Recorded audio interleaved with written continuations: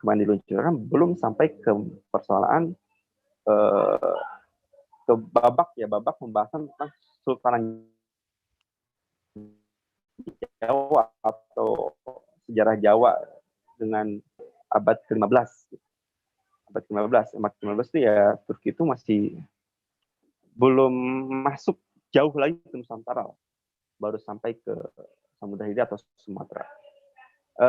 Itu kita belum bahas itu, kenapa tiba-tiba langsung dikaitkan, padahal kita belum bahas Jawa. Fakta berikutnya adalah kita menyayangkan ketika ada kata tidak ada hubungan, padahal yang kemudian dia mencatut statement dari sosok sejarawan Turki yang bernama Ismail Kadi. Ismail Kadi mengatakan, ya tadi, dia mengatakan bahwasanya menurut Ismail Kadi tidak ada hubungan antara Jawa dengan Nusantara. Gitu. Berdasarkan pertanyaan yang bersangkutan dengan Ismail Kadi melalui surat elektronik yang kemudian itu diviralkan di media sosial dan lain sebagainya. Seolah-olah tadi ingin menguatkan bahwasanya kehadiran narasi-narasi yang menyebutkan jejak khilafah di Nusantara, terutama jejak Turki Nusantara sebagai narasi-narasi propagandis, bukan ilmiah. Berikutnya adalah ternyata tidak lama berselang adalah Ismail Kadi kemudian menjelaskan tidak pernah disebutkan tidak ada. Gitu. Kita hanya bisa mengatakan sebagai belum ada. Ini yang saya coba paparkan ketika wartawan Anadolu.com, agensi berita Turki di Indonesia yang mencoba mencari Ismail Kadi. Ternyata seperti itu. Tidak ada gitu. Jangan pernah mengatakan tidak ada. Katakanlah belum ada. Bahwasanya belum ada atau belum ditemukan sumber-sumber yang menurut Jawa dengan Turki Utsmani. Nah, ini langsungnya menarik diskusi ini tentang Turki Utsmani hari-hari ini. Kan. Nah, sampai akhirnya berikutnya ketika kita mencoba menyusuri karya-karya dari Ismail Kadi, ternyata tahun 2019 Ismail Kadi ini seorang sosok sejarawan Turki ya, pakar sejarah Turki dan Asia Tenggara. Ya. Ternyata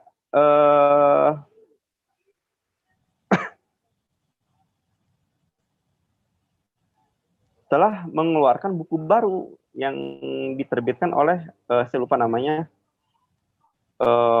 Astagfirullahaladzim. Ya, Ismail Kadi telah menuliskan buku baru tahun 2019, Ismail Kadi ini tentang arsip antara Islam Turki Utsmani dan Asia Tenggara. Turki Utsmani dan Asia Tenggara. Nah, ternyata di buku yang 2 jilid ini yang terdiri sekitar 1000 halaman ini banyak tuh dibahas tentang persoalan hubungan Turki Utsmani dengan Jawa. Dan buku ini sudah diterbitkan tahun 2019 dan sudah kami pesan, kebetulan sedang di jalan sampai saat ini ya, sedang di jalan. Dan nah ini akan tambah seru lagi nih ketika buku ini datang dan kita akan bahas tentang masalah ini. Nah, kembali lagi ke buku Giancarlo Casella ini, itu sebetulnya relevansi ya, kenapa kita harus membahas buku ini, kita ingin melihat soal kedatangan awal Turki Utsmani ke Nusantara itu apa dan bagaimana. Dan apa motif mereka yang kemudian menjadikan Nusantara ini sebagai sesuatu yang menarik gitu, bagi orang-orang Turki Utsmani. Lalu kemudian berikutnya adalah kenapa gitu kan, baru sekitar abad ke-16 itu Turki Utsmani baru datang ke Nusantara, baru tertarik dengan Nusantara. Padahal masa-masa sebelumnya pamor Nusantara ini pamor Turki Utsmani itu sudah terkenal di kalangan masyarakat Nusantara, bahkan di kalangan para sultan-sultannya. Nah, ada buku menarik dari karangannya Profesor Azuli Azra di buku Jaringan Ulama Timur Tengah di bab hubungan Turki Utsmani dengan Nusantara. Ya, dijelaskan bahwasanya Turki Utsmani Nusantara dikenal sebagai benua Rum, sebagai sosok Sultan Rum atau Raja Rum yang ini dimaknai sebagai sosok sultan atau pemimpin penguasa dari Bizantium, dari Konstantinopel. Ini pamor penyebutan benua Rum ini itu dijelaskan dalam banyak sekali manuskrip naskah-naskah kuno ya, naskah-naskah lama yang ditulis oleh orang-orang di Nusantara sekitar tahun 15 Masehi. Gitu. Mereka bahkan dalam mentalitas atau dalam pemikirannya sering kali mengaitkan Sultan Turki Utsmani ini dengan raja-raja di Nusantara, ya. Entah itu sebagai saudaranya, sebagai jelmaannya, dan lain sebagainya. Mereka mencoba mengaitkan dengan Turki Utsmani ini karena memang pada masa itu Turki Utsmani sudah menjadi negara adidaya, negara besar gitu, yang ya terutama adalah pasca penaklukan kota Konstantinopel ya pada tahun 1458. Nah, setelah ini kan pamor itu semakin mendunia Turki Utsmani, bahkan sampai ke Nusantara. Berarti sudah dikenal oleh masyarakat Nusantara ini ada suatu penguasa atau suatu kekuasaan yang sangat luar biasa besar. Namun itu hanya sebatas itu saja, belum ditemukan gitu. Belum ya, yang saya baca belum ditemukan pada periode tersebut Turki Utsmani itu datang ke Nusantara. Gitu. Orang Turki Nusantara ya, korespondensi atau hubungan antara orang-orang Nusantara termasuk sultannya itu baru ya, berkorespondensi dengan para penguasa-penguasa di Timur Tengah, entah itu penguasa di Hijaz atau di Sarif di Mekah atau Madinah, atau dengan penguasa Mamluk atau penguasa Abbasiyah gitu. Langsung gitu. Tapi belum dengan Turki Utsmani. Nah, baru nanti kepada ini gitu, di buku ini sebagai pengantar ya. Saya juga sudah mengulas atau membaca di bab pengantar ini. Oh ya, untuk bagian bab pengantar pendahuluan ini itu sudah teman-teman bisa unduh di akun Akademia Edu punya saya. Papernya silakan diunduh di sebentar saya share linknya.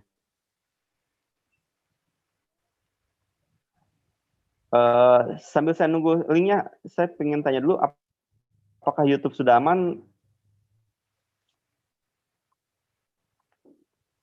Mas Rama, sudah aman? Oke. Minta tolong linknya. Oke, minta tolong linknya. Ini saya share link paper dari bab pendahuluan ini. Sip.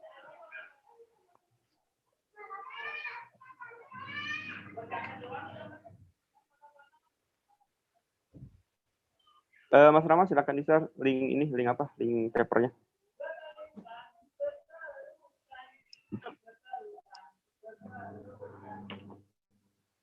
Sudah ya? Share di Zoom, silakan. Dan di YouTube.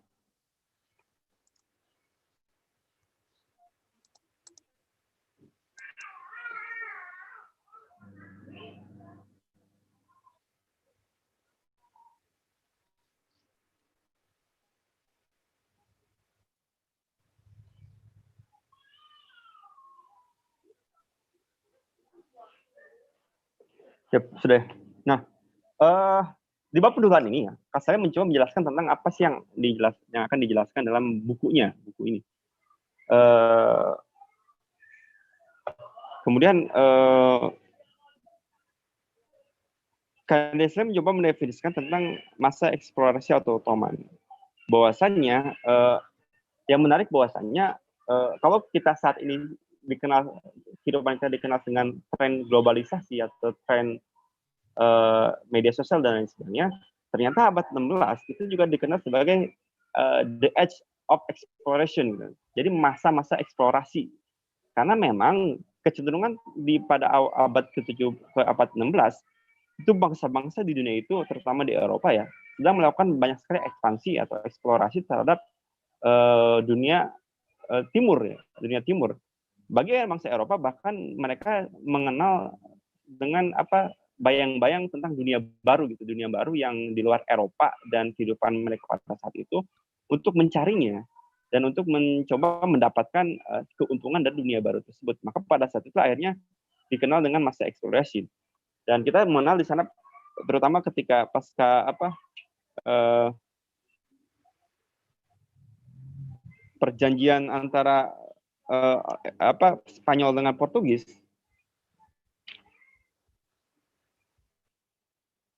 Ya, mereka akhirnya tadi orang-orang Portugis ya, dan Spanyol ini kan orang yang paling duluan ekspansi gitu, terhadap dunia baru tadi untuk mencari dunia baru. Dan kita tahu bahwasanya Portugis ini akhirnya melakukan ekspansi ke arah timur Eropa, sementara orang Spanyol ini ke arah barat Eropa. Gitu. untuk menemukan dunia baru ini. Maka pada saat itu akhirnya apa itu yang membuat ya munculnya atau berkembangnya the age of exploration sampai nanti diikuti oleh bangsa-bangsa lain termasuk nanti Belanda, Inggris. Nah, Utsmani ini termasuk juga yang memulai ya upaya tersebut pada masa-masa itu. Ada beberapa faktor yang membuat masa exploration ini muncul. Di sini Kang Saleh menyebutkan ada 4 faktor ya. Kenapa ada 4 karakteristik ya ekspansi Eropa abad ke-16 yang merupakan definisi dasar atau makna dari istilah age of exploration. Pertama adalah titik awal isolasi geografis dan budaya. Gitu kan. Jadi memang mereka memahami gitu kan Eropa itu sebagai pusat mereka gitu kan untuk tadi mengekspansi untuk mencari dunia baru sebagai wilayah kolonial mereka. Ini kan salah satu paradigma yang didasari oleh fakta kehidupan mereka pada saat itu ya, yang kehidupan mereka semakin tersempit ya karena memang perdagangan orang-orang Eropa di Laut Tengah dan di sekitar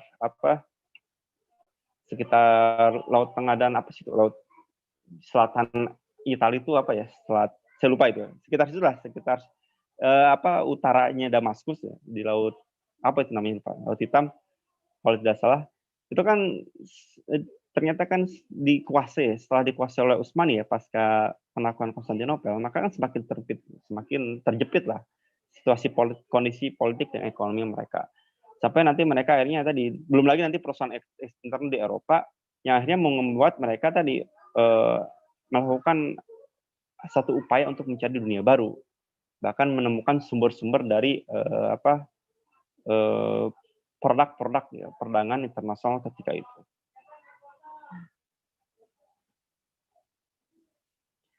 Kemudian juga ada ideologi yang mendorong orang-orang Eropa ini untuk melakukan ekspansi. Mereka tadi dengan ideologi 3G-nya tadi, God, Gospel, dan Glory tadi, yang kemudian membuat mereka terdorong untuk menemukan dunia baru yang mereka akan menganggap bahwasannya mereka lah sebagai manusia, maka sebagai manusia yang mendapatkan kedudukan tinggi. Sementara bangsa-bangsa lainnya tadi orang natif di tempat baru mereka sebagai orang kedua lah atau orang yang lebih marginal daripada mereka itu sendiri. Yang ini akhirnya mendorong mereka untuk terus ekspansif untuk menemukan dunia baru. Kemudian juga faktor ideologi juga ini faktor yang sangat krusial ya, menjadi pendorong utama ya bagi mereka untuk mau melakukan perjalanan jauh ya, entah itu ke timur maupun ke barat, menemukan tempat-tempat tadi dunia baru tadi dengan sebenarnya gambaran dunia baru juga belum tergambar ya secara deskriptif. Dunia baru itu apa sih sebenarnya? Mereka hanya meyakini ada dunia baru saja yang belum terjamah gitu. Entah itu dia ya benar pada saat itu bahwasanya mereka akhirnya menemukan di timur itu ada di barat Eropa itu ada benua Amerika, ada yang menemukan Brazil, ada yang menemukan Amerika, ada yang menemukan yang lain. Kedatangan orang Eropa pertama kali kan memang ada di sebelah timur Amerika kan gitu. Ataupun mereka ketika ke barat betul menemukan dunia baru yaitu ketika menemukan benua Australia. Gitu. Sebelumnya juga mereka telah menemukan tadi titik-titik sumber-sumber komoditi ekonomi yang sangat laku sekali pada masa itu. Ada India, ada Nusantara yang rempah-rempah dan lain sebagainya itu sangat penting sekali pada saat itu sebagai komunitas utama. Kemudian juga adalah faktor ketiga yang membuat munculnya age of exploration ini adalah inovasi di bidang utama teknologi militer dan angkatan laut yang memungkinkan ekspansi ke luar wilayah mereka. Nah, ini pada saat itu adalah penemuan-penemuan bidang perbesian, bidang perkapalan dan persenjataan juga yang telah membuat mereka akhirnya melakukan ekspansi dan memudahkan mereka untuk memiliki teknologi yang bisa mengantarkan mereka muatan pasukan, persediaan makanan dan lain sebagainya untuk menuju kepada dunia yang lama, dunia baru tadi. Wilayah yang sangat jauh pada saat itu. Jangan bayangkan Eropa hari ini ketika orang Eropa itu datang ke Nusantara atau ke Asia Tenggara atau ke wilayah Australia itu kan mudah gitu dengan pesawat. Tapi pada masa itu sangat luar biasa susah. Gitu. Belum lagi pada saat itu jangan berpikir bahwasanya mereka bisa melewati Laut Merah gitu kan. Karena pada saat itu belum ada terusan Suez. Berarti mereka ketika akan ke Asia Tenggara misalnya harus itu melewati Selat Iberia, terus kemudian ke wilayah Afrika bagian barat sekitar laut itu, kemudian ke Afrika Selatan, ke Tanjung Harapan, nanti kemudian bertemu dengan Samudra Hindia, ke wilayah Teluk Arab, kemudian ke wilayah bertemu di India, kemudian nanti ke Nusantara. Itu jauh sekali, sangat susah sekali kita. Dan inovasi teknologi juga ini kan memungkinkan mereka juga untuk bisa menciptakan alat-alat persenjataan yang bisa melengkapi mereka untuk bisa mengarungi perjalanan sangat jauh itu dalam dunia baru ini. Dan ini sangat kentara ya ketika mereka akhirnya bisa membuat benteng pertahanan yang berjalan di atas laut. Apa itu? Ya, tadi kapal-kapal besar yang dia sudah dilengkapi dengan meriam-meriam, sudah dilengkapi dengan persenjataan modern yang akhirnya nanti di sanalah akhirnya kita akan mengenal perang laut yang dalam artian yang tadi dengan teknologi canggih dan modern tadi. Ya ini kan ibarat benteng ya bagi mereka yang untuk mempertahankan kedudukan mereka sambil tadi terus berjalan menemukan dunia baru. Dan yang terakhir adalah intensifikasi minat intelektual yang belum pernah terjadi sebelumnya tadi, entah itu masalah bidang kartografi, entah itu bisa bidang geografi, bidang bukan GPS apa ya istilahnya, penentuan ada di soal perpetaan dan lain sebagainya. Yang ini akhirnya membuat gairah untuk menemukan dunia baru, menemukan rute-rute yang luas, yang sangat lebar, yang akhirnya pada abad ke-16 ini ya, itu yang terjadi ya. Ekosistem itu bisa kita katakan sebagai situasi dan kondisi itu yang akhirnya membuat bangsa-bangsa Eropa, terutama untuk melakukan eksplorasi. Sampai nanti akhirnya kita bisa lihat misalnya orang Portugis itu kan datang ke Indonesia pada tahun 1509, di awal-awal abad ke-16 ya, dipimpin oleh Afonso de Albuquerque gitu, yang dia akhirnya menemukan sampai ke wilayah Malaka gitu, dan akhirnya kan menemukan tuh, dari perjalanan mereka yang jauh sampai menemukan. Nah yang menarik bahwasanya gitu, pada masa yang sama gitu, ternyata Turki Utsmani juga melakukan hal yang sama meskipun ternyata lebih dulu dilakukan oleh orang-orang Eropa gitu. Menurut Giancarlo Casal gitu kan bahwasanya betul ada empat faktor tadi juga sebetulnya juga menjadi pendorong ya bagi Turki Utsmani untuk juga melakukan hal yang sama, the edge of exploration tadi. Beberapa di antaranya adalah bahwasanya mereka sudah tidak berpikir lagi nih soal wawasan wawasan politik mereka ya, bukan soal Timur Tengah, bukan soal Damaskus Afrika Utara saja nih. Mereka sudah juga berpikir tentang dunia yang lain gitu. Dunia yang lain artinya bagaimana mereka bisa juga berpikir bahwasanya harus meluaskan kekuasaan mereka ke wilayah barat gitu, ke wilayah timur ya, timur laut gitu, timur sebelah selatan, wilayah Tenggara gitu. Dan itu yang dilakukan pada saat itu. Selain juga memang ada perseruan politik mereka dengan orang Eropa. Gitu. Mereka juga ingin mengamankan bagaimana perjalanan Samudra Hindia itu bisa dalam kekuasaan politik mereka juga. Meskipun pada masa-masa sebelumnya para penguasa-penguasa yang berafiliasi dengan Turki Utsmani tetap mereka juga memantau dan menguasai perjalanan Samudra Hindia. Teman-teman, kalau saya bisa menggambarkan ya, di mana Turki, di mana Eropa, di mana Iberia, Portugis Spanyol, di mana Afrika, di mana Tanjung Harapan, di mana Teluk, di mana India, Samudra Hindia, dan Malaka ya. Jadi silakan buka peta, bisa gambarkan ya, bisa tergambarkan gitu, rute-rutenya. Nanti mungkin ke depannya nanti kita akan tampilkan peta gitu. Jadi itu yang terjadi bahwasanya Turki Utsmani pun sudah berpikir seperti itu, dan juga Turki Utsmani juga gitu, mencoba untuk tadi ada ideologi politik yang ekspansif juga setelah mereka tadi kan setelah menjadi setelah zamannya Muhammad Al-Fatih berhasil masuk ke Eropa lebih dalam gitu ya. Kemudian juga di masa Muhammad Salim I berhasil menguasai Afrika Utara. Afrika Utara kan tadi dikuasai Mamluk ya. Mamluk kemudian takluk karena Khalifah Abbasiyah. Nah, tadi kelanjutan dari buku ini sebenarnya Khalifah Abbasiyah kemudian menyerahkan tahta khalifan kepada Turki Utsmani kepada Salim I tahun 1517.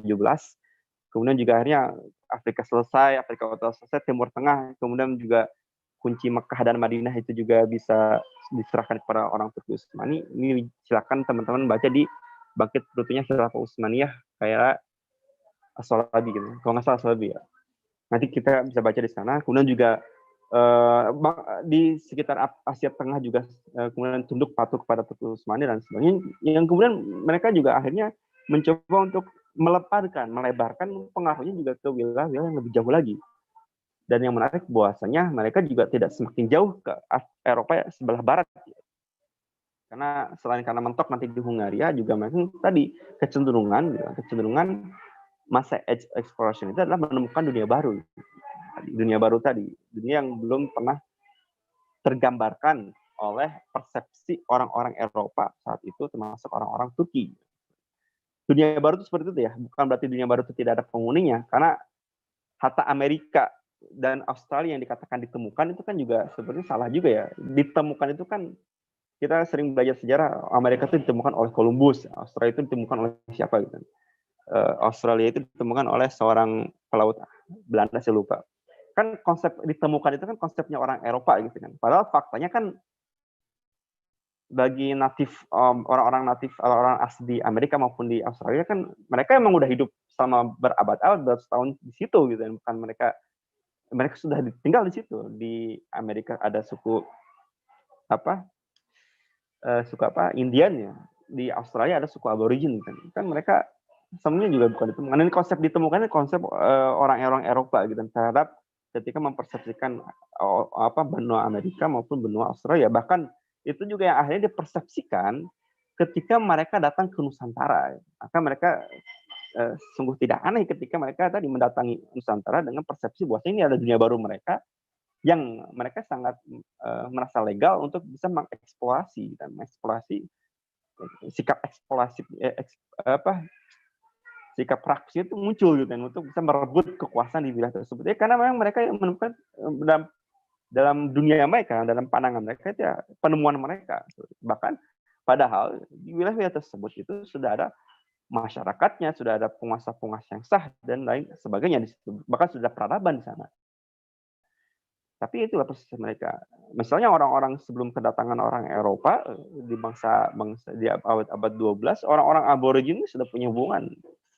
Sudah ditemukan, sudah didatangi oleh orang-orang dari Makassar gitu. Orang-orang dari suku di Makassar tuh Bugis, orang-orang Bugis gitu.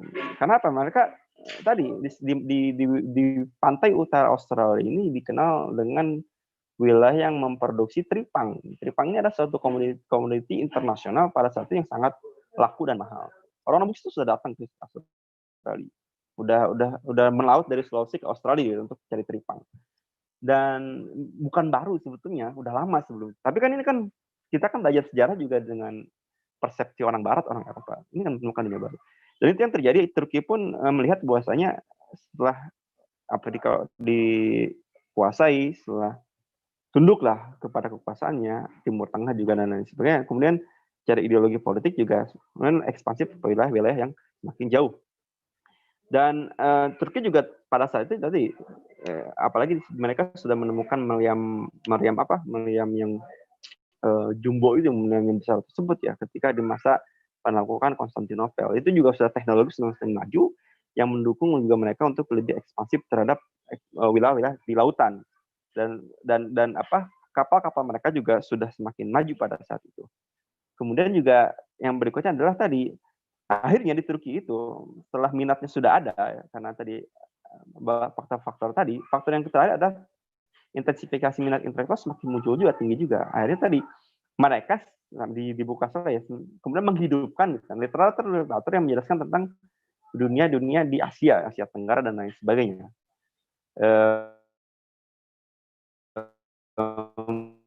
Mulai mulai menerjemahkan teater-teater bahasa Arab dan lain sebagainya. Wilayah jauh ya, wilayah baru dalam tanda kutip yang belum mereka terpikirkan oleh mereka sebelumnya.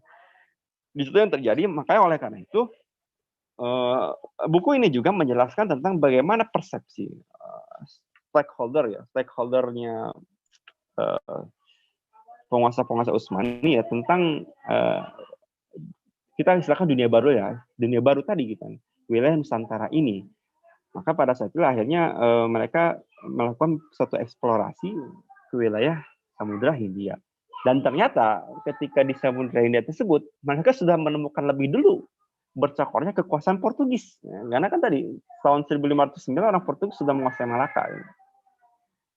Dan inilah bertambah-tambah minat mereka untuk mendatangi Samudra Hindia gitu. Bahkan gitu, ini juga tambahan, ini belum dibahas di bab pendahuluan, saya tambahan saja. Ada juga panggilan dari orang-orang dari Kesultanan Aceh untuk meminta bantuan dari Turki Utsmani untuk bisa membantu mereka membebaskan Malaka dari Portugis. Nah ini kan akhirnya jadi ada dorongan internal, dorongan eksternal juga dari Turkinya sendiri ya. Bahwasanya ada dorongan minta bantuan dari Aceh untuk bisa mereka datang ke wilayah Samudra Hindia tadi untuk bisa mengamankan pelayanan umat Islam di sana. Nah ini makanya pada faktor internal dan eksternal semakin bertambah lagi ya. Nah dari hal inilah sebetulnya juga saya semakin terkonekkan gitu, terpantik dengan satu arsip ya di buku yang mana ya saya lupa. Arsip ya, di buku yang lain, di buku The Achen's Modern, The Achen's Past. Jadi sejarah Aceh masa lalu ya. Coba kita googling. Jadi orang-orang Aceh pada saat itu juga sampai mengirimkan peta atau map tentang Nusantara ke orang-orang Turki gitu. Nah ini untuk bisa sebagai lampiran ya, untuk meyakinkan bahwasanya di Aceh itu sudah ada komunitas, sudah ada kekuasaan, sudah banyak umat Islam juga ya, untuk bisa meyakinkan orang-orang Turki untuk datang ke Samudra Hindia. Nah inilah sebagai cikal bakal bahwasanya Aceh itu Turki Utsmani itu datang ke wilayah Nusantara. Pertanyaan berikutnya adalah kenapa orang-orang Turki Utsmani ini tidak sampai ke Australia? Gitu. Nah ini kan yang menarik bahwasanya. Nah kenapa tidak sampai ke Australia dan di Nusantara? Karena tadi konsep dunia baru itu berbeda dengan orang Eropa. Gitu. Konsep konsep ideologi politik ekspansifnya beda. Kalau ada konsep ideologi politik ekspansif orang Eropa itu ya memang karena mereka ingin eksploitasi wilayah baru yang memungkinkan mereka untuk mendapatkan sumber daya yang sangat berlimpah. Tetapi bagi orang Turki, karena mereka sudah di negerinya itu sudah kaya, gitu, sudah makmur, gitu. Bayangkan mereka pada itu sudah menjadi seperti Amerika hari ini ya, negara adidaya, negara yang makmur, gitu, negara kekuasaan yang sangat menguasai Afrika, Eropa, dan bahkan Asia. Datangnya tadi untuk dunia baru dan pandangan mereka tadi, wilayah pengaruh mereka baru untuk tadi dakwah Islam dan meminimalisir kekuatan politik musuh mereka itu orang Eropa, terutama Portugis. Mereka tidak sampai tadi melihat bahwasanya terus ke barat sampai nanti terus ke timur atau terus ke barat menemukan Amerika atau terus ke timur menemukan sampai menemukan Australia, tidak sampai seperti itu karena memang konsep dunia barunya yang berbeda ketika itu.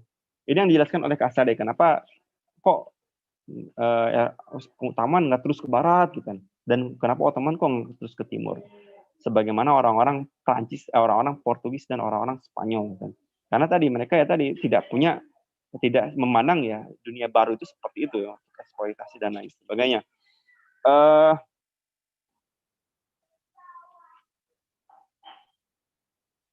Itu yang dijelaskan dalam ini, nanti teman-teman bisa baca di makalah yang saya sampaikan. Sudah di-share kan Mas Rama di Zoom dan di YouTube. Dan itu yang kemudian yang akan dijelaskan dalam buku ini. Kemudian secara teknis bagaimana penjelasan itu gitu. Buku ini ingin menjelaskan dari sudut pandang para stakeholder pemegang kebijakan dari Turki Utsmani yang memandang eksplorasi ini dan memandang tentang Samudra Hindia dan memandang Nusantara. Makanya dalam bab-bab buku ini itu lebih membahas pada personnya, tidak pada kronologisnya, bagaimana datangnya, bagaimana prosesnya dan lain sebagainya. Itu dijelaskan, tetapi tidak dijadikan sebagai sudut pandang. Justru di sini buku ini ya tadi sudut pandangnya adalah melihat bahwasanya bagaimana persepsi dan pandangan stakeholder, para pemangku jabatan, orang-orang kunci-kunci utama di Turki Utsmani, terutama adalah Salim I sebagai khalifah pertama Turki Utsmani yang tadi mencanangkan abad exploration ini, mencanangkan politik eksplorasi Utsmani ini, karena memang tadi melihat bahwasanya apa sih pandangan mereka, gagasan mereka tentang eksplorasi dan tentang konsep dunia baru tadi. Itu yang bisa dijelaskan dalam bab pendahuluan ini. Dari mana sumber-sumbernya Kasal ini? Tadi sudah dijelaskan bahwasanya sumber utamanya adalah arsip-arsip nasional atau arsip-arsip kekhilafan Turki Utsmani yang dia banyak temukan. Minusnya adalah ini pengakuan Kasal sendiri bahwasanya arsip-arsip yang datang itu lebih banyak dan lebih terjaga daripada arsip-arsip yang keluar. Ya kan korespondensi dengan dunia baru tadi ya, penguasa-penguasa di wilayah Samudra Hindia gitu kan. Ya, tidak balance gitu kan. Yang datang tuh lebih terawat, terjaga. Itu yang dieksplorasi untuk menyusun buku ini. Cuman yang keluar ini yang tadi berserakan, yang tidak ekspos. Kemudian juga sumber-sumber yang digunakan oleh Kasal ini juga banyak sumber-sumber yang dari orang-orang Portugis sendiri. Orang-orang Portugis yang dia banyak merekam tentang perjalanan mereka ke wilayah Samudra Hindia dan Nusantara, dan juga banyak tadi termasuk singgungan mereka dengan orang-orang Turki. Nantilah arsip-arsip itu yang kemudian digunakan untuk menyusun buku ini. Menurut saya buku ini sangat menarik, memberikan informasi lebih tentang hal itu, meskipun nanti akan sangat ini juga ya karena memang ini buku akademik dan buku disertasi ya, akan sangat sulit dipahami secara awam ya tentang sudut pandang kisah penceritaannya dan sudut pandang bahasanya gitu. Tapi ketika kita bisa ngeh gitu kan atau mendapatkan intisari dari buku ini akan mengantarkan kita lebih mudah kepada pembahasan-pembahasan berikutnya. Termasuk ketika kita akan mengulas nanti mungkin 2 bulan yang akan datang, kita akan mengulas bagaimana eksistensi atau jejak-jejak Turki Utsmani ini di Nusantara, baik di buku Hitai ini maupun nanti di buku Ismail Kade yang saat ini sedang diperjalanan sih. Sudah 2 minggu dari Belanda belum sampai ke Indonesia gitu. Buku Hitai Ismail Kade ini. Itu yang bisa dijelaskan bahwasanya kenapa pertanyaan tadi mendasar bahwasanya kenapa baru abad ke-16 datang, padahal Utsmani ini sudah dikenal oleh orang-orang Nusantara di masa-masa sebelumnya. Karena memang tadi mereka ya tadi abad-abad situ ya abad-abad mereka selesai dengan persoalan wilayah Timur Tengah, Afrika Utara dan lain sebagainya sudah tercover dalam kekuasaan mereka, dan kemudian pada saat itu mereka mencoba meluaskan wawasan atau cakrawala politik mereka ya, tidak hanya soal Timur Tengah saja, ternyata juga mereka harus dan tadi terpengaruh oleh tren pada masa itu juga bahwasanya orang-orang Eropa itu sudah eksplorasi gitu ya, sudah kemana-mana gitu. Mereka ini tadi melakukan hal yang sama juga untuk bisa mengeksplorasi. Ada motif-motif yang lain, motif-motif tadi mengukuhkan supremasi mereka sebagai khalifah ke seluruh dunia Islam, dunia yang lain gitu. Kemudian juga untuk meminimalisir ya, mematikan ya kekuatan politik musuh-musuh mereka, orang-orang Portugis tadi ya, di wilayah Samudra Hindia, wilayah selatan kekuasaan mereka. Karena Samudra Hindia juga nanti bersinggungan langsung dengan provinsi mereka sebetulnya. Ada Yaman, ada Teluk dan lain sebagainya, Jazirah Arab dan beberapa wilayah Afrika juga. Itu yang bisa dijelaskan. Ini akan sangat menarik. Nanti akan lebih detailnya pada pertemuan-pertemuan berikutnya.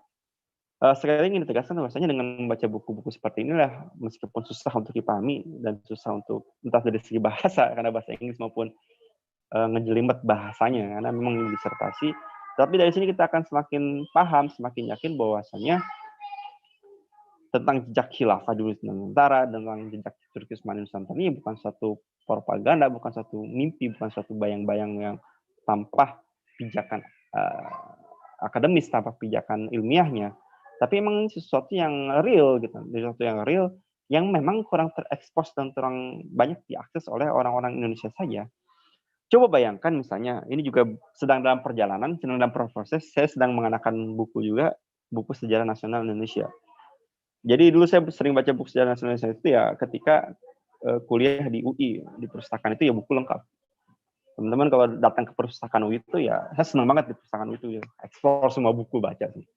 Langsung nanti ketika saya membaca tentang buku sejarah nasional Indonesia. Buku sejarah nasional Indonesia adalah buku rujukan untuk orang Indonesia ya, ketika membaca sejarah nasionalnya, gitu. Sejarah versi nasional lah. Karena sejarah Indonesia itu kan pertama ditulis itu orang-orang Belanda dengan perspektif orang Belanda, kemudian dicoba dinasionalkan dengan perspektif orang Indonesia, maka muncullah buku Sejarah Nasional Indonesia 6 jilid. Yang menarik bahwasanya memang dijelaskan tentang Indonesia dari zaman hidup Buddha sampai kontemporer, sampai zaman proklamasi lah. Karena memang ini buku ditulis tahun 1978 ya, masa Orba.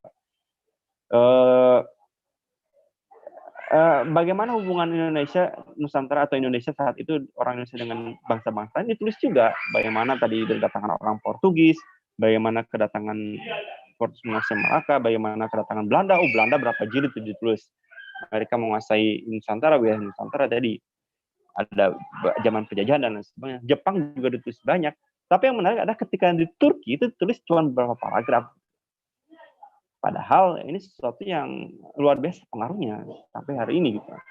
Turki itu cuma dibahas sama Baghdad. Turki yang notabene pada satu sebagai khilafah, sebagai khalifah. Gitu. Ya, hasilnya juga dituliskan di sini, dituliskan di bukunya juga menjelaskan bahwasanya ketika Utsmani itu datang ke Nusantara, ke India, ya tadi orang-orang orang-orang yang hidup di Tanjung Harapan, selatan Afrika sampai ke Nusantara itu sudah menganggap dan menilai bahwasanya Utsmani sebagai khilafah, sebagai khalifah. Maka balik ke sejarah nasional tadi, Turki hanya itu sedikit saja. Dan berarti khilafah ini, itu juga nggak dijelaskan bahwa Turki itu khilafah gitu. Makanya ini sebagai standar baku belajar sejarah gitu, di orang Indonesia itu segitu, seperti itu. Maka tidak heran ketika mengungkap jejak khilafah Nusantara, terutama Turki, yang sangat banyak arsipnya ini. Gitu. Arsipnya itu banyak dan sangat kaya sekali informasinya. Itu orang Indonesia kaget mungkin ya dan kurang terbiasa gitu. Tapi akhirnya tadi kontroversi gitu. Jadi satu kontroversi. Ada aja nih khilafah di Indonesia, ada gitu dan lain sebagainya. Terus juga ada sebagian mengatakan bahwasanya inferior banget orang Indonesia ini dihubungkan dengan Turki, seolah kita itu bagian dari Turki.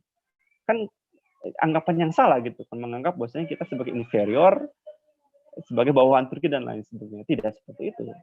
Justru ketika kita memandang sebagai Muslim, sebagai perspektif orang Islam, mau itu Turki, mau itu orang Abbasiyah, mau apapun yang datang ke Indonesia, ke Nusantara, yaitu sebagai suatu ukhuwah Islamiyah, sebagai suatu persaudaraan Islam, kepedulian mereka terhadap keadaan umat Islam yang ada di Nusantara, entah itu sedang dijajah atau sedang masa kesultanan misalnya. Kepedulian mereka terhadap masalah kehidupan di Nusantara ini, makanya datang mereka ke sini. Saya perspektifnya seperti itu ketika kita sebagai menggunakan ya worldview Islam untuk memahami apa sih makna dari jejak khilafah di Nusantara. Bukan masalah dijajah, apalagi tidak menjajah juga mereka itu kan, Turki itu di Indonesia. Seperti itu ya. Jadi memang ini membumikan pembahasan-pembahasan seperti kita juga membumikan tidak dengan buku yang mohon maaf ecek-ecek gitu kan. Ini buku-buku yang kualitas internasional. Gitu. Buku ini ditulis berdasarkan disertatif di Harvard University, diterbitkannya oleh Oxford University tahun 2010. Membahas tentang sesuatu yang sangat luar biasa menarik. Gitu. Nah ini kan artinya inilah warisan kita yang kita dapatkan sebagai umat Islam hari ini. Ya. Bagaimana di masa lalu kita telah memiliki sesuatu yang luar biasa, menarik, luar biasa penting ya bagi eksistensi kita sebagai Muslim yang terkoneksikan secara internasional. Nggak ada itu Muslim itu ya Muslim di sini, Muslim di sini, Muslim di sini yang terpisah-pisah. Kita ya Muslim umat Nabi yang terkoneksi internasional. Maka tadi penting sekali untuk bisa kita membahas masalah koneksi transregional yang antara Timur Tengah dan Nusantara, antara penguasa kekhilafan di Timur Tengah dan penguasa di sini dan lain sebagainya. Hal-hal seperti yang perlu kita eksplor lebih jauh untuk bisa kita pahami sebagai generasi muda Muslim. Itu sebagai pengantar diskusi, barangkali nanti akan ada pertanyaan atau tanggapan, silakan saya kembalikan dulu ke Mas Adit selaku moderator. Mohon maaf kalau ada suara-suara lain di sini sedang ramai banget, lagi kumpul keluarga saya di sini. Fokusnya juga agak pecah gitu. Mohon maaf gitu. Ya, baik. Terima kasih Kang Septian atas penyampaian materinya. Yang tadi telah membuka ya, ini sebenarnya bab pendahuluan dari buku Ottoman The Age of Exploration. Nah, teman-teman, jika ada yang ingin bertanya, nanti silahkan disampaikan di kolom chat, baik yang melalui Zoom, silahkan disampaikan melalui chat Zoom, dan di YouTube silahkan disampaikan melalui chat YouTube. Nah, mungkin sebagai pembuka juga dari saya pribadi ada beberapa pertanyaan ya Kang Septian. Setidaknya ada 2 ya yang ingin saya sampaikan. Yang pertama, apakah kemudian perjanjian Tordesillas yang ada pada tahun 1494 itu memang ada hubungan langsung dengan pasca runtuhnya Konstantinopel di tahun 1453 gitu. Karena saya pernah membaca ya, tapi saya belum terlalu banyak mengeksplorasi lagi terkait dengan bacaan ini, bahwa ketika Istanbul kemudian direbut oleh Turki Utsmani, maka kemudian punya pengaruh besar di tengah-tengah orang-orang Eropa, yang mana mereka kemudian kehilangan satu pusat perdagangan besar di di benua Asia Eropa ini, sehingga mereka kemudian mengeksplorasi lebih jauh ke benua-benua lain gitu. Itu yang pertama. Yang kedua, terkait dengan saya cukup tertarik dengan bahasan ideologi eksploitatif ya dari peradaban Barat, yang mana mungkin bisa juga kita kita kaitkan dengan peristiwa hari ini ya. Ada beberapa komentar-komentar netizen di berbagai media sosial kalau kita amati, yang cukup melihat sekularisme ini sebagai satu ideologi yang cukup manusiawi. Namun kalau misalnya kita lihat fakta sejarahnya kan sikap rakus mereka seharusnya bisa menjadi satu bukti bahwa sekularisme ataupun kapitalisme ini bukan ideologi yang manusiawi, melainkan ideologi yang menjajah gitu. Nah, bagaimana kemudian Kang Septian menanggapi hal ini?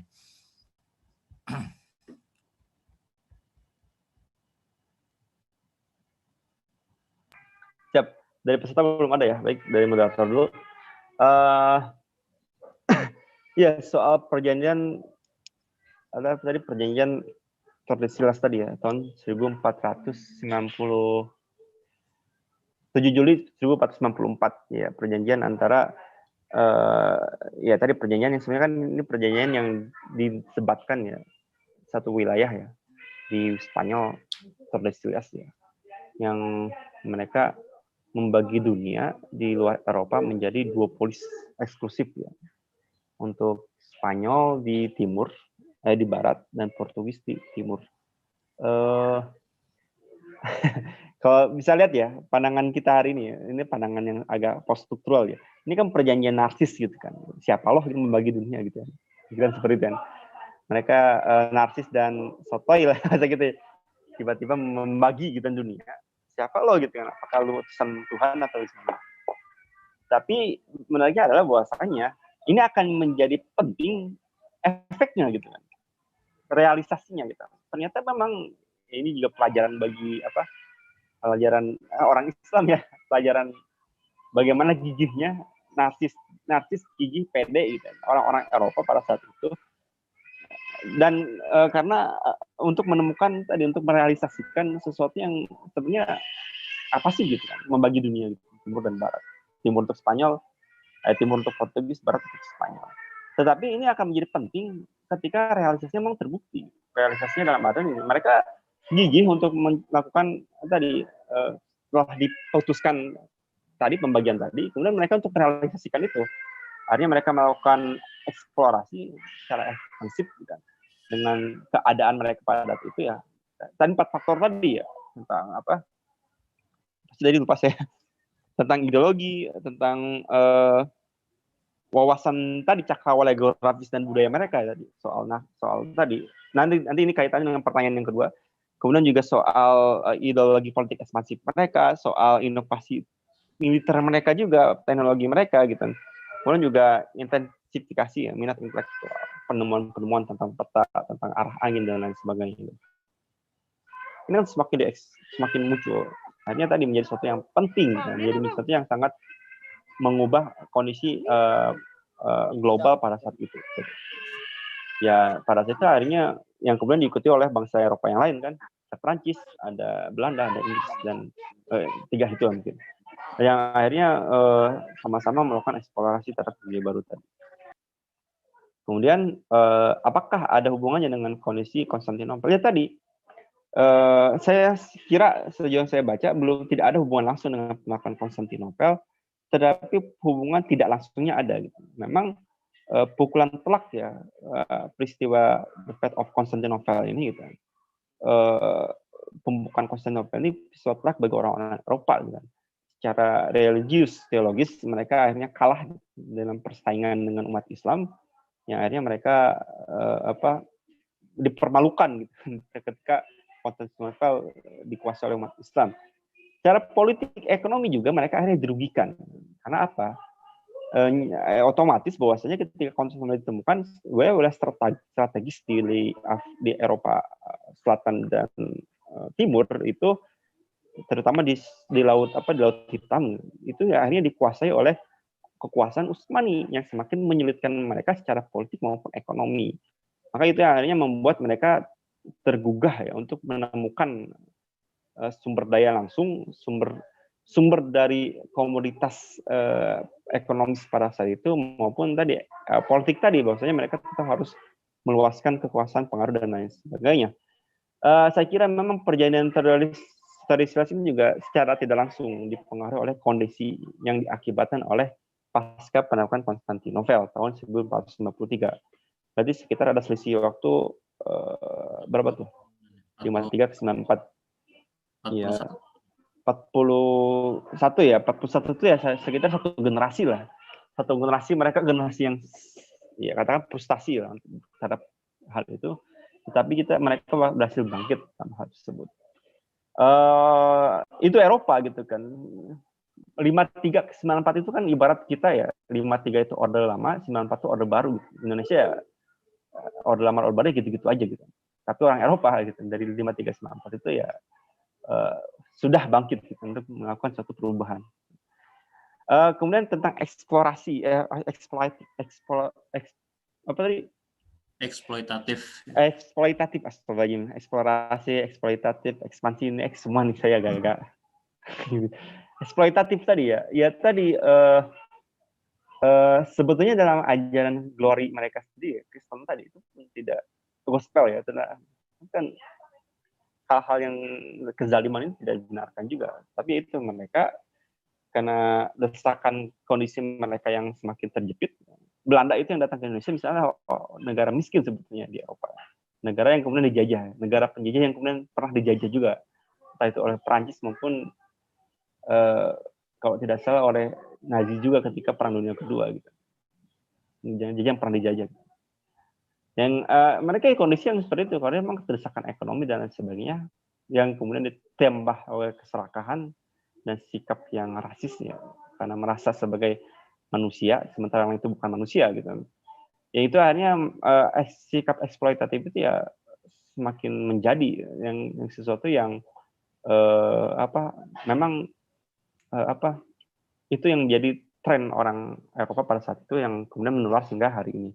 Maka yang sikap serakah eksploitatif ini kemudian menjadi satu isme baru ya, isme baru yang terkonseptualisasikan menjadi sesuatu yang mekanismenya sistemik dalam bidang ekonomi. Kan tadi kan untuk eksploitasi tadi butuh satu hal yang kebijakan, butuh satu hal yang kebijakannya, terus ekonomi yang memungkinkan, kondisi keuangan yang memungkinkan juga. Karena akhirnya tersistemikan kemudian menjadi ideologi kapitalisme tadi. Muncullah istilah kapitalisme tadi. Nah, itu yang terjadi pada saat ini, sifat-sifat eksploitatif itu tetap terjadi hingga hari ini sebetulnya. Sama kan, eksploitatif itu masalah dan hari itu ada. Cuman mekanismenya sudah berubah. Itu ya eksploitatif itu dengan direct langsung mengarahkan upaya, tenaga, angkatan perang dan lain sebagainya. Tetapi eksploitatif value tidak direct gitu, dengan melakukan mekanisme sistemik yang itu menjadi legal gitu. Jadi kapitalisme tadi gitu. Dan saya kira bahwasanya itu menjadi tabiat ya, bagi manusia yang kecanggihan dalam tanda kutip orang Eropa adalah menjadikan tabiat buruk ini menjadi sesuatu yang legal saat hari ini. Legal dalam artinya siapa yang bisa berbantah masa eksploitatif yang memang dilegalkan pada hari ini. Bisa bantah siapa gitu kan? Eksploitatif seperti yang terjadi di Kalimantan, di tambang-tambang, kemudian juga di Papua, Freeport dan lain sebagainya, itu seperti yang legal. Jadi itu yang terjadi bahwasanya orang Barat atau orang Eropa memang seperti itu dan menjadi suatu sistemik hari ini, dan ternyata juga sistemik ini juga tidak menjadi sesuatu yang identik dengan orang Barat saja. Siapa saja bisa akhirnya mengikuti alur arus sistemik yang kapitalisme tadi. Hatta mereka orang Islam sendiri pun pada saat ini. Itu ya sebetulnya ideologi eksploitatif tadi. Baik Mas Adit? Ya. Ada yang disampaikan lagi atau mungkin bisa mengumpulkan pertanyaan? Ya. Itu teman-teman di Zoom mungkin. Sebenarnya yang terkait dengan pertanyaan kedua ya, itu terpicu dari kita melihat fenomena hari ini di Perancis ya, terutama karena banyak juga yang kemudian seolah-olah membela bahwasannya sekularisme itu adalah satu ideologi yang lebih baik gitu, dibandingkan dengan ideologi Islam ya, karena melihat fakta bagaimana kemudian orang-orang Islam yang mengatasnamakan Islam atau kemudian para pendatang yang berada di Perancis saat ini justru melakukan tindakan-tindakan kekerasan gitu untuk seperti itu. Pada akhirnya mereka kemudian melakukan playing victim atas hal ini gitu. Jadi mencoba mencari satu titik sebenarnya apa yang kemudian seharusnya kita kritik atas peristiwa ini gitu. Terus, ya baik. Ya ini jadi semacam sejarah semacam kajian kontemporer jadinya, bukan kajian sejarah. Tapi paling kali gini tanggapan saya adalah ini kan soal konsentrasi kepemimpinan global. Siapa yang saat ini menetap yang berhak menentukan kebenarannya, benar dan salah gitu, legal dan tidak legal. Ini kan sebenarnya persaingan tadi ideologis tadi ya, kita yang saat ini. Yang notabene kita bisa menyadari dan mengakui bahwasanya segala kebenaran, segala legal dan ilegal itu ya berdasarkan pemenang dari konsentrasi politik global tadi ini. Siapa ya tadi? Orang Eropa tadi, bangsa Eropa tadi, ya orang Barat lah seperti itu. Maka segala yang dianggap legal, benar dan lain sebagainya ya tadi berdasarkan nilai-nilai mereka, mau itu ekspor, mau itu sekularisme, mau itu kebebasan berbicara, mau itu demokrasi dan lain sebagainya. Ya, itu yang bisa kita lihat misalnya dengan peristiwa hari ini, di mana dianggap sesuatu yang baik, legal adalah ketika kita bisa karena memang tadi karena kebebasan ekspresi tadi ya, artinya pembuatan karikatur Nabi Muhammad kasus hari ini itu kan sesuatu yang legal, dan mereka yang menganggap itu melakukan pembelaan terhadap itu sesuatu yang baik dan legal juga. Tetapi mereka yang menolak dan bahkan melakukan hal sesuatu yang membunuh itu kan dianggap sesuatu yang tidak legal, ilegal, tidak benar. Ini kan karena memang nilai kebenaran tadi sudah dikuasai oleh Barat yang memang telah memenangkan konsentrasi politik hari ini. Nah, persoalannya adalah kalau kita menggunakan Islam, dari mana kita mendudukkan? Kalau kita menggunakan Islam, kan ternyata bahwasanya yang membuat kata itu salah, yang membela itu salah, dan bahkan yang membunuh itu sebenarnya benar gitu. Meskipun nanti dalam situasi yang lain kita harus mengkritisi misalnya efek-efek dari peristiwa tersebut juga akhirnya membuat sesuatu yang lebih parah. Misalnya Islamofobia lebih parah dan lain sebagainya. Tapi persoalannya adalah mau ada pembunuhan atau tidak pembunuhan pun Islamofobia ya, diskriminasi terhadap Islam, serangan terhadap Islam tetap ada. Gitu ya. Jadi memang kalau saya membacanya bahwasanya di terakhir ini ya, di beberapa penjelasan terakhir ini, di makalah yang terjamani ya tadi, bisa dikatakan bahwasanya Utsmani ini di masa babak penyisihan dalam perebutan ya pengaruh globalnya dengan orang Eropa itu menang gitu ya. Jadi di sini saya melihat ada bahasa babak penyisihan gitu nih. Jadi memang tadi abad ke-16 itu adalah tadi bisa dikatakan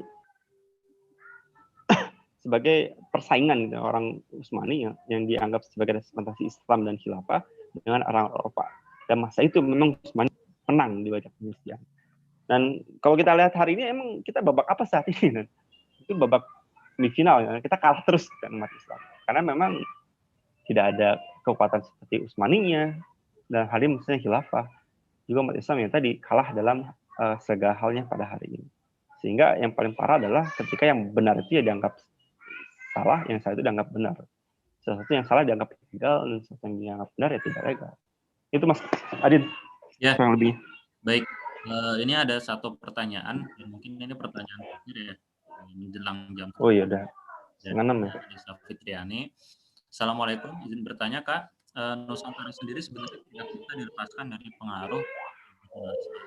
Nah, bagaimana respon umat Islam Nusantara atas eksplorasi Utsmani, termasuk juga respon dari Portugis itu sendiri, dan bagaimana tanggapannya bahwa penulisan sejarah yang Indonesia sentris itu mengabaikan pengaruh kontestasi politik?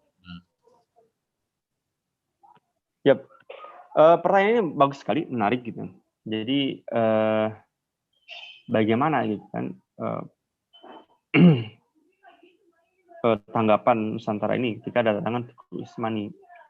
Sebetulnya kalau secara umum Teuku Utsmani ini bagi orang Nusantara memiliki sentimen yang positif.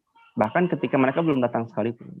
Tadi sudah saya jelaskan misalnya, jadi saya mengutip dari bukunya Pak Ajmali Azra, yang ketika dia mengutip bagaimana sentimen orang Nusantara itu yang dituangkan dalam naskah-naskah Nusantara lama, menganggap Utsmani ini atau orang-orang benua Rum ini, Sultan Rum ini sebagai sesuatu penolong mereka, sebagai cahaya mereka, dan lain sebagainya.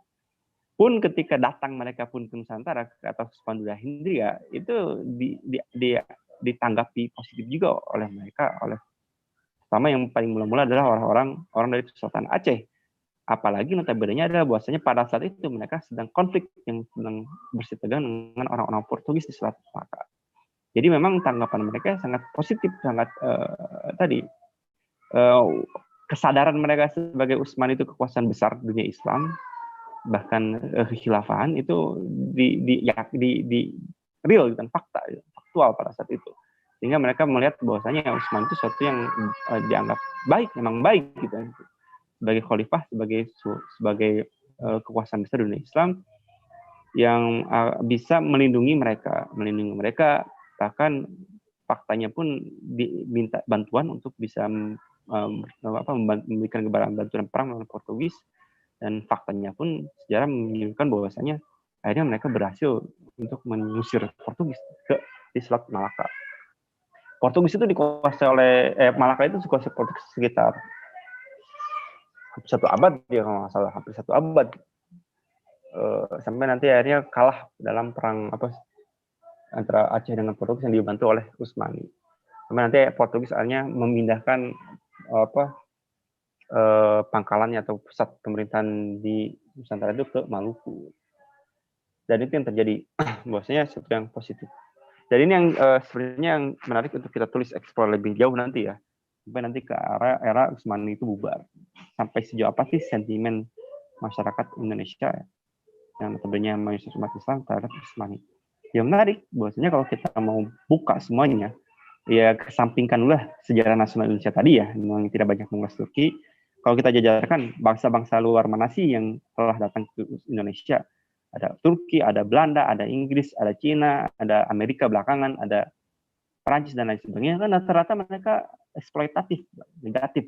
Karena memang eksploitatif terhadap sumber daya alam yang di Indonesia maupun terhadap orang-orang Indonesia. Tapi bagi orang Turki itu beda dengan yang lain gitu kan. Orang Turki sebagai suatu orang yang dianggap sebagai orang yang hormat, yang mempunyai kehormatan. Entah itu memang karena mereka sebagai seorang Muslim, sama Muslim, maupun memang karena mereka berasal dari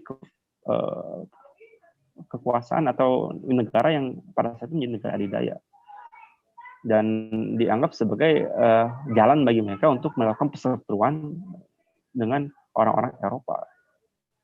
Itu yang terjadi kalau kita lihat secara global ya, secara garis besar sejarah Indonesia melihat. Dan memang seperti itu. Tadi yang kedua apa pertanyaannya?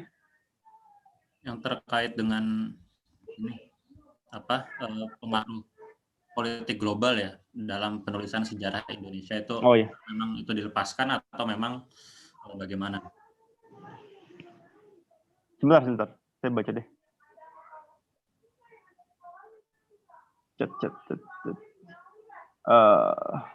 Bentar.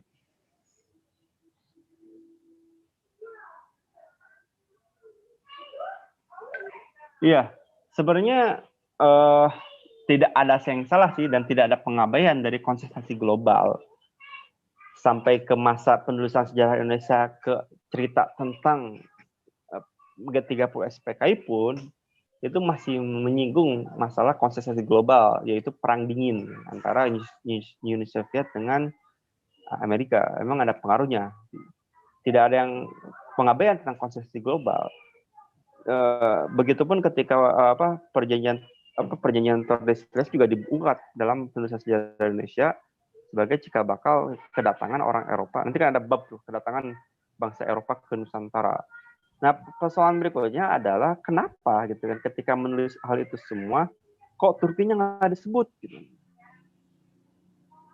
Kan kenapa nggak disebut Turkinya gitu kan dalam ketika nulis sejarah nasional Indonesia ada apa dan kenapa gitu kan. Nah, disitulah yang kemudian menjadi sesuatu yang akhirnya kita melihat bahwasanya memang tidak adil, tidak berimbang kepada masalah umat Islam, sejarah umat Islam, bahkan sejarah kekhilafan. Yang harus kita lakukan adalah pada porsi yang sama, sebagaimana mereka cerita tentang Belanda, tentang cerita Portugis, cerita tentang Inggris, dan lain sebagainya di Indonesia, ceritakan pula tentang Turki di Indonesia.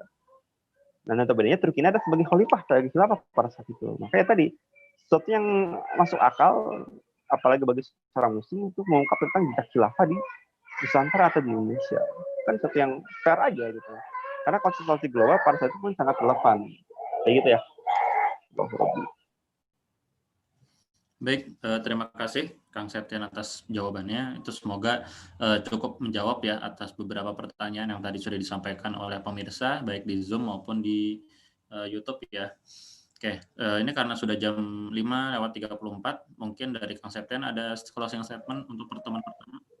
Ya, untuk pertemuan pertama mungkin saya cuma mau bilang bahwasanya kita ketika menemukan literatur yang lain, saya sendiri akhirnya juga banyak ngeh gitu kan dengan sesuatu yang baru, sesuatu yang ternyata begini. Ketika membaca buku ini pun akhirnya bisa melihat bahwasanya oh iya juga ya kenapa baru belakangan tuh gitu kan. Kenapa juga telat datang dibandingkan Portugis dan lain sebagainya. Ternyata ada reason atau penjelasannya, ada alasannya.